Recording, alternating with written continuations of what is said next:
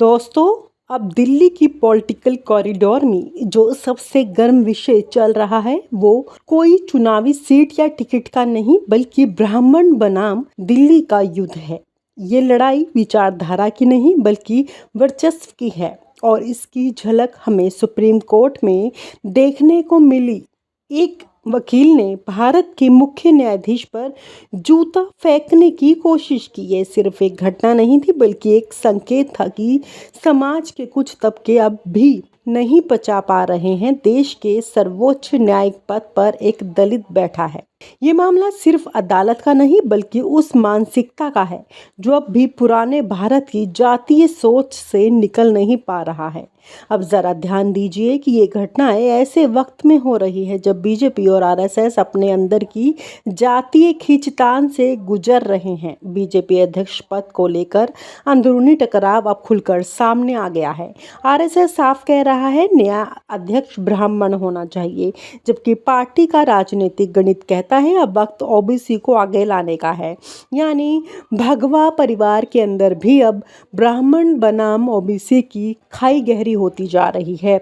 दिल्ली के पॉलिटिकल गलियारों में लोग इसे ब्राह्मण रिवाइवल प्लान कह रहे हैं। आरएसएस का मानना है कि हिंदुत्व की बुनियाद ब्राह्मण विचारधारा से अलग नहीं हो सकती। वहीं बीजेपी के युवा नेता कह रहे हैं कि अब देश बदल चुका है, जनाधार वही है जहां ओबीसी वोट है।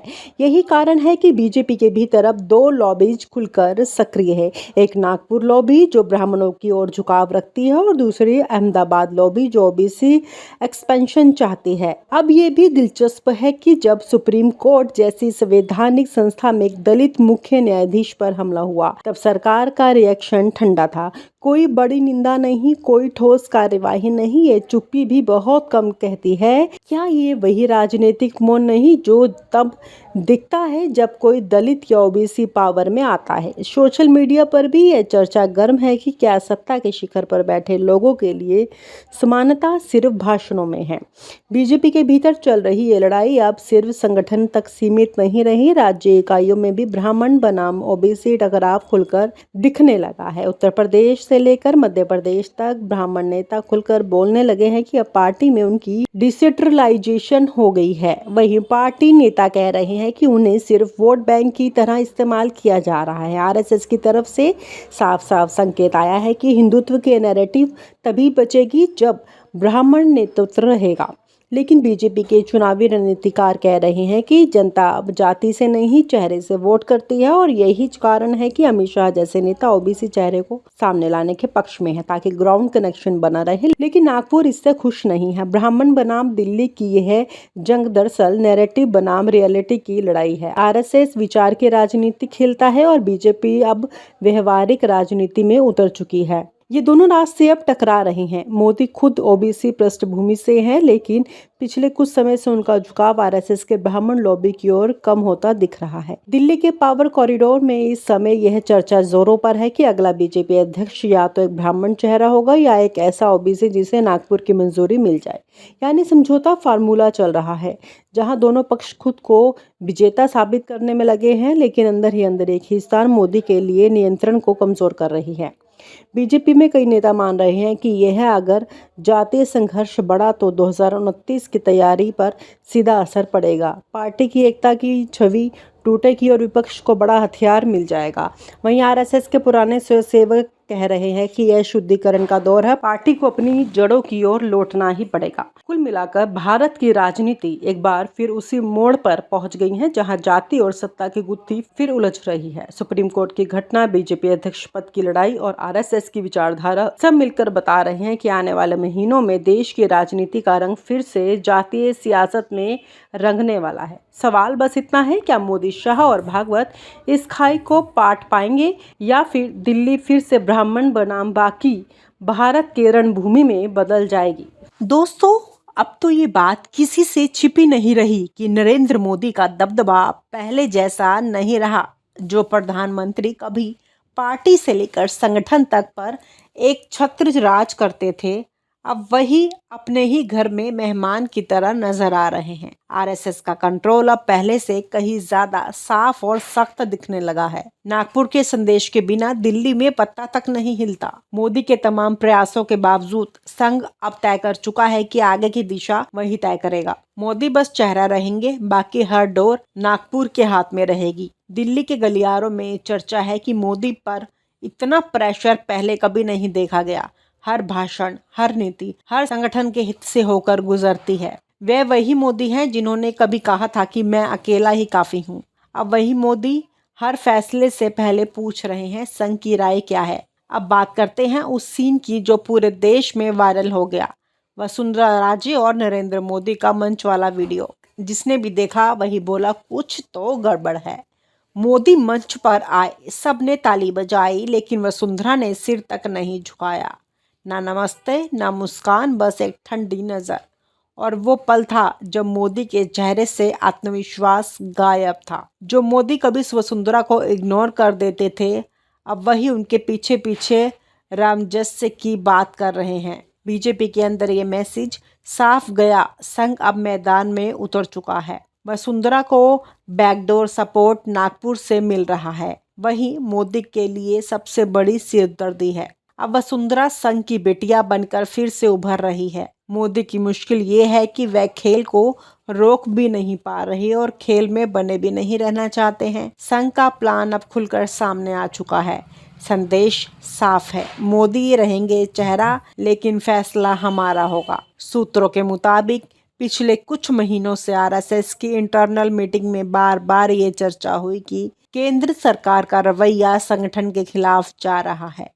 मोदी की एकाधिकार वाली स्टाइल से संघ असहज है और अब उन्होंने फैसला लिया है कि 2025 की शताब्दी वर्ष के बाद संघ की लाइन से बाहर कोई नहीं जाएगा। यही वजह है कि मोदी पर लगातार रीसेट का दबाव बढ़ गया है। अमित शाह और मोहन भागवत के बीच मीटिंग्स का टोन भी अब पूरी तरह बदल चुका है। पहले शाह फैसले बताते थे, अब सुनते हैं। मोदी समझ चुके हैं कि अब नागपुर के बिना कोई भी फैसला टिकेगा नहीं, और यही वो चीज है जो उनके भीतर सबसे बड़ा डर पैदा कर रही है। दिलचस्प बात यह है कि मोदी का गिरता कद सिर्फ दिल्ली में नहीं बल्कि राज्यों में भी दिख रहा है। राजस्थान में वसुंधरा, मध्य प्रदेश में संघ के नजदीकी चेहरे और महाराष्ट्र में देवेंद्र फडणवीस जैसे नेता मोदी डर से मुक्त नजर आ रहे हैं। ये वो संकेत है जिन्हें भाजपा के पुराने नेता खूब समझते हैं। जब संगठन का डर चेहरों से उतर जाता है तो समझिए कि ताकत का ट्रांसफर होना शुरू हो चुका है।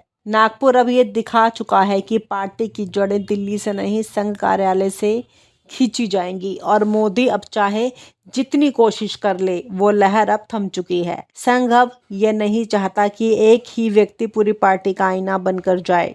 वसुंधरा जैसी घटनाएं इस बदलाव का प्रतीक है। मोदी को झुकना पड़ रहा है क्योंकि अब सत्ता की असली चाबी उनके पास नहीं है, नागपुर के पास है। मोदी के करीबी सूत्र बताते हैं कि प्रधानमंत्री अब पहले जैसे आत्मविश्वास में नहीं दिखते।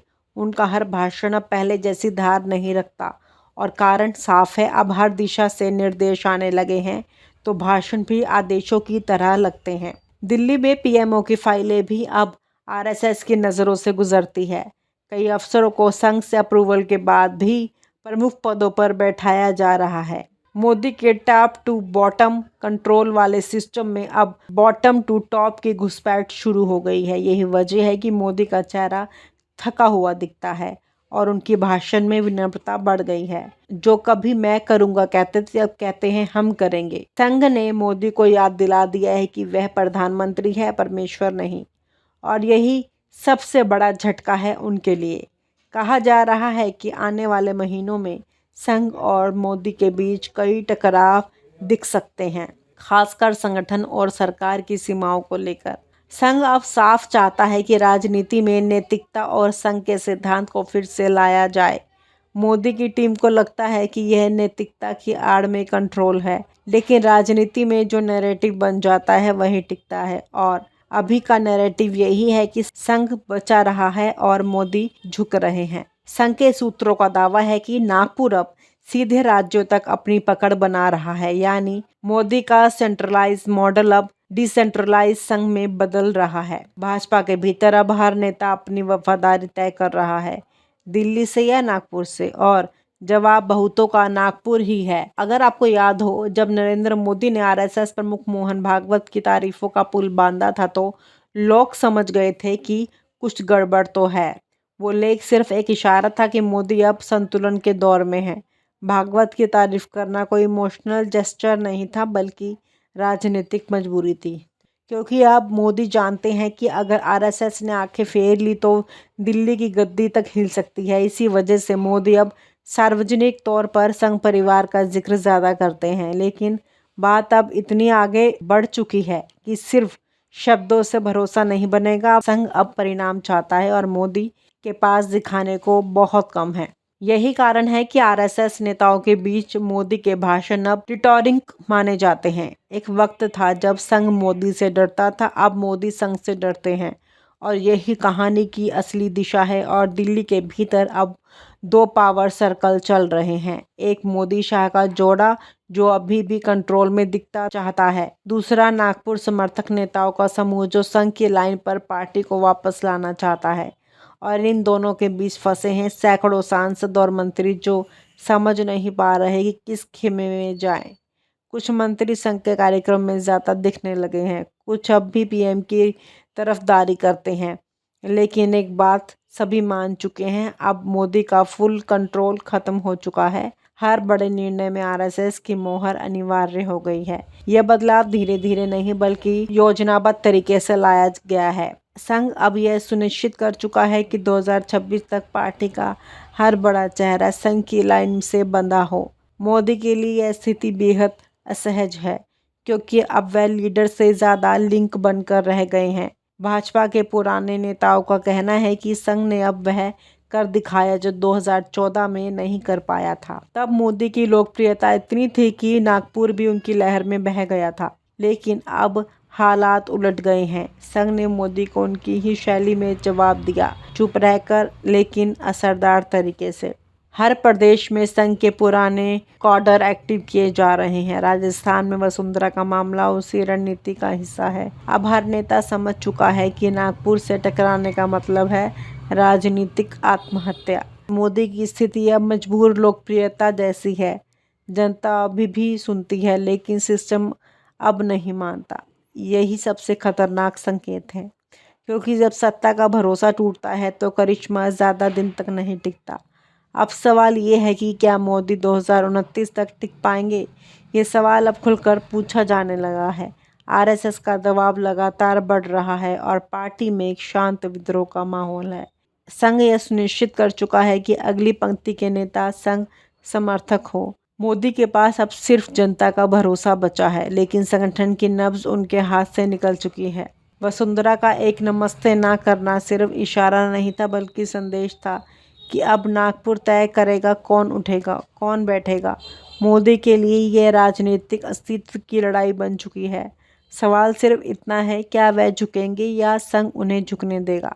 दिल्ली के गलियारों में अब यही चर्चा है कि प्रधानमंत्री तो वही हैं, लेकिन शक्ति कहीं और शिफ्ट हो चुकी है, और यही सबसे बड़ा राजनीतिक ट्विस्ट है।